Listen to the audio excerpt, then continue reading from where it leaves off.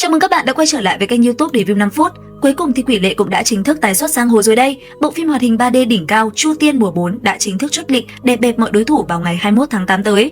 Mặc dù trailer mở màn vỏn vẹn có 1 phút rưỡi thôi, nhưng từng khung hình đều cháy đét, nhìn thôi đã muốn nổ tung lồng ngực rồi. Ngay từ những giây đầu tiên, nhà sản xuất đã quăng vào mặt người xem 3 câu hỏi vô cùng nhức não: thế nào là trắng đen, thế nào là chính tả và thế nào là đúng sai. Dưới góc nhìn của thanh niên Quỷ Lệ, 3 câu hỏi này thực chất chẳng khác nào một màn chỉ tên điểm mặt 3 đại boss ao chỉnh nhất mà hắn phải sấy khô máu ở mùa cuối. Lần lượt đó là: 1. Thú thần, đại ma đầu vạn năm. 2. Đạo huyền trưởng môn, sau khi hít phải ma khí đã chính thức quay xe nhập ma. 3. Tu La Quỷ Vương, nhạc phụ đại nhân nhưng lại chơi không quân tử một chút nào. Và tất nhiên, tương ứng với 3 đại trùng này sẽ là 3 màn va chạm nảy lửa vô cùng ác chiến. Màn 1, tại trấn ma cổ động, Phàm Tuyết kề vai sát cánh quật ngã Bát Hoang Hỏa Long. Màn 2, Đinh Nghĩa Trang định mệnh, bộ 3 anh hùng hội đồng sư phụ đạo huyền biến chất. Màn 3, trên đỉnh Thanh Vân Môn, Trương Tiểu Phàm tay lăm Chu Tiên kiếm quyết chiến Tu La Quỷ Vương. Nói thật với các bạn, chỉ cần được xem một trong 3 trận này thôi là đã quá đủ tiền vé rồi. Hãy cùng mình khám phá diễn biến chính của cả 3 màn combat chấn động này nhé. Đầu tiên, Quỷ Lệ tìm đến trấn ma cổ động, đây là nơi thú thần đang nằm dưỡng thương. Nhìn tạo hình 3D của Quỷ Lệ mùa này, phải nói là đúng chất đội trưởng đội lừa tình, chuẩn về đẹp trai lạnh lùng, lại còn sắp sửa trình làng thêm một bộ trang phục thay skin mới đét, cực kỳ xịn sò. Mặc dù trong PV nhìn hai đại cao thủ này như chuẩn bị lao vào nuốt sống nhau, nhưng thực chất thì đạo hữu nào đọc nguyên tác cũng biết hai thanh niên này từng 2 lần nâng chén tiêu sầu, đàm đạo chuyện đời như hai người tri kỷ. Trước khi động thủ, thú thần còn nhẹ nhàng hỏi Quỷ Lệ rằng: người sống là vì điều gì? Ở bản hoạt hình, nhà sản xuất dường như đã nâng tầm Quỷ Lệ lên hàng chiến thần đại nghĩa, bởi vì giờ đây hắn không chỉ đến thu phục Thao Thiết mà mục tiêu tối thượng chính là tiêu diệt thú thần để trừ hại cho nhân gian. Trước khi chất đó, thú thần đã phải khen ngợi hết lời: nếu trên đời này còn có người xứng cùng ta giao chiến thì tự nhiên không ai khác ngoài ngươi. Điều này cũng hoàn toàn dễ hiểu thôi, bởi lúc này Quỷ Lệ đã dung hợp tinh hoa tam giáo, hít chọn 4 cuốn thiên thư và cán mốc thượng thanh cảnh bình phong. Thậm chí, ngay cả con xích diễm ma thú từng làm mưa làm gió năm xưa cũng bị hắn gạt tay một cái là bay màu trong một nốt nhạc. Tuy nhiên, đây mới chỉ là món khai vị, còn món chính là Bát Hoàng Hỏa Long mới thực sự là bài test hạng nặng. Chuyển cảnh sang Đại Trúc Phong, khoảnh khắc Điềm Bất Dịch thốt lên câu nói: tiểu thất là do chính tay ta nuôi lớn, lẽ nào ta lại không biết nó là người thế nào sao? Mình thề là phân đoạn này cay mắt thực sự các bạn ạ. Tình cảm mà Điềm Bất Dịch dành cho Tiểu Phàm từ lâu đã vượt xa cả tình cha con ruột thịt. Lúc này, ông quyết định đơn thương độc mã lên tổ sư Từ Đường gặp Đạo Huyền, sẵn sàng ôm tâm thế tử chiến để thức tỉnh sư huynh. Nào ngờ, Đạo Huyền sau khi nhập ma thì sức mạnh lại tăng vọt, đè bẹp và bắt giữ Điềm Bất Dịch. Sau đó, nhốt thẳng vào linh cữu tại nghĩa trang Hà Dương Thành. Màn dàn xếp kịch tính này chính là cú đâm đau đớn nhất chuẩn bị hạ xuống ở đoạn sau. Ngay sau đó, chúng ta đến với bối cảnh Huyền Hỏa Đàn. Tại đây, Vân Dịch Lam, Thượng Quan Sách cùng thanh niên Lý Tuân đã túc trực sẵn. Bối cảnh u uất, rung rợn ở nơi này đã lột tả trọn vẹn sự thối nát ẩn giấu sau lớp vỏ chính đạo của phần hương cốc. Lão già Vân Dịch Lam thực sự chơi lớn, lão dùng chính tinh huyết của đệ tử nhà mình làm vật tế sống để cưỡng ép kích hoạt bản giản lược của Bát Hung Huyền Hỏa trận. Tà thuật dã man này được thi triển với mục đích đối phó thú thần, sau đó chiếm trọn bản gốc trận pháp nhằm xưng bá thiên hạ. Đáng chú ý, ở bản hoạt hình có một cú quay xe cực gắt, thay vì để Quỷ Lệ nấp một góc như nguyên tác, ekip đã cho hắn trực tiếp xông ra so găng với Vân Dịch Lam. Màn solo này vừa được làm nổi bật sự tàn khốc của phần hương cốc, vừa làm sáng quắc tâm trí chính nghĩa của Quỷ Lệ.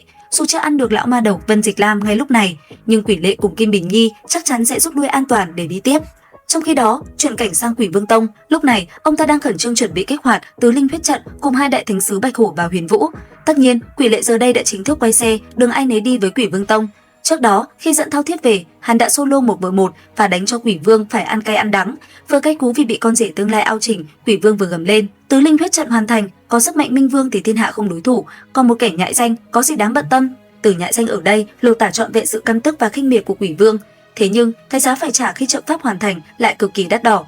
Hồ Kỳ Sơn sụp đổ hoàn toàn, chôn vùi vĩnh viễn thi thể Bích Giao xuống lòng đất sâu, còn Quỷ Tiên Sinh, kẻ chủ trì trận pháp, cũng ngậm ngùi chịu kiếp làm vật hiến tế vô cùng bi thảm. Quay trở lại trấn ma cổ động, Lục Tuyết Kỳ và Kim Bình Nhi đã có màn chạm trán nảy lửa. Bản hoạt hình cực kỳ ưu ái hai chị đẹp khi gia tăng đất diễn combat vô cùng mãn nhãn. Tuyết Kỳ nhờ mối linh cảm tương thông đã nhận ra Quỷ Lệ đang ở gần, nên nàng quyết định tách đội tiến sâu vào hang. Trong lúc Kim Bình Nhi bị dồn vào thế khó, chị đại cửu vi thiên hồ Tiểu Bạch đã xuất hiện cánh kèo. Tiếp nối ngay sau đó là màn chạm trán bất ngờ giữa Tiểu Bạch và Quỷ Lệ trong hang tối. Tiểu Bạch đã phải thốt lên kinh ngạc, đạo hạnh của hắn rốt cuộc từ khi nào đã tinh tiến đến bước này, bởi vì lúc này hắn tung ra chiêu thức vô cùng ảo diệu, kết hợp mượt mà Thái Cực Huyền Thanh Đạo của Thanh Vân Môn, Đại Phạm Bát Nhã của Thiên Âm Tự cùng cả công pháp ma giáo, tam giáo hợp nhất, aura 3 màu xoay quanh thân thể, bảo bọc bộ trang phục mới sáng rực màu chính đạo, và phệ hồn bổng cũng chuyển từ sắc đỏ ma quái sang ánh xanh lam thuần khiết. Cuối cùng, hắn đã chính thức buông bỏ ma niệm để trở về với bản ngã của mình. Đến đoạn này, các bạn FA chuẩn bị sẵn khăn giấy đi là vừa, vì màn phát cẩu lương đỉnh nhất lịch sử phim hoạt hình chuẩn bị cập bến rồi đây. Sau khi từ Nam Cương trở về Thanh Vân Môn, Lục Tuyết Kỳ ngắm nhìn chú chim nhỏ trong lồng, kỷ vật từ mùa 3 mà lòng đong đầy ký ức về đêm ôm chặt người thương dưới bầu trời Nam Cương. Nhớ lại cảnh ở trấn ma cổ động, đứng trước bác Hoang Hỏa Long cuồng bạo và câu hỏi nghiệt ngã của thú thần, Lục Tuyết Kỳ đã thốt lên rằng: ta không còn nguyện vọng nào lớn hơn nữa. Từ vực sâu Tử Linh Uyên 10 năm trước cho tới ngọn lửa sinh tử lại trấn ma cổ động, hôm nay hai bàn tay lại một lần nữa đan chặt vào nhau. Ngay lúc Tuyết Kỳ kiệt sức, Quỷ Lệ đã lao tới ôm chầm lấy nàng vào lòng. Dù trời sập đất nứt, biển lửa vây quanh, nhưng chỉ cần có nhau là đủ. Và rồi, tại một góc Nam Cương yên bình sau giông bão, câu nói mà fan hâm mộ đã ngóng chờ suốt hơn 20 năm qua cuối cùng cũng được cất lên từ bờ môi Tuyết Kỳ. Đừng bận tâm đến ngày mai nữa, được không?